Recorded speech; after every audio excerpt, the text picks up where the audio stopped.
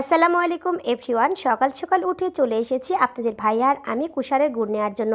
এই ভাইটা আমাকে প্রত্যেক বছরই 10 কেজি করে গুড় দেয়, আর এই ভাইয়ের হাতের গুড় কিন্তু খুবই ভালো লাগে খেতে। একেবারে সরাসরি জমি থেকে নিয়ে এসে কুষারের রস বের করে তারপরে গুড় তৈরি করে। খুবই অরিজিনাল গুড় তৈরি করে আর খুব সুস্বাদু লাগে খেতে। দেখতেই পাচ্ছেন গুড়ের কালারটা দেখে। এই তো বাড়িতে নিয়ে চলে এসেছি অলরেডি এবং বয়মে তুলছি। এই তো দেখতে পাচ্ছেন কতটা আঠালো গুড়টা, খুবই ভালো কিন্তু গুড়গুলো কোনো ভেজাল নেই। আর গুড়গুলো আমি এবার বয়ামে ভরে এগুলোকে ফ্রিজে সংরক্ষণ করব পুরা বছর ধরে। বিভিন্ন রকমের আচার তৈরির জন্য বিশেষ করে আমি গুড়গুলো নিয়ে থাকি। এই তো বয়ামে রাখা হয়ে গেছে, মুখ বন্ধ করে দিলাম। এবারে ফ্রিজে রেখে দিব আর বিভিন্ন রকমের আচার তৈরি করব পুরা বছর ধরে। আসসালামু আলাইকুম এভরিওয়ান। সকাল সকাল উঠে চলে এসেছি আপনাদের ভাই আর আমি কুষারের গুড় নেওয়ার জন্য।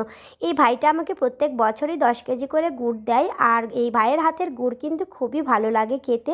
একেবারে সরাসরি জমি থেকে নিয়ে এসে কুষারের রস বের করে তারপরে গুড় তৈরি করে।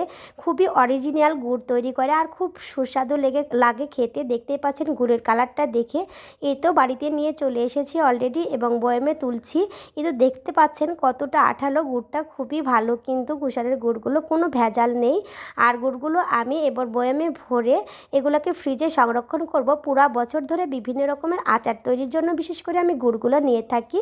এই তো বয়ামে রাখা হয়ে গেছে, মুখ বন্ধ করে দিলাম। এবারে ফ্রিজে রেখে দিব আর বিভিন্ন রকমের আচার তৈরি করব পুরা বছর ধরে।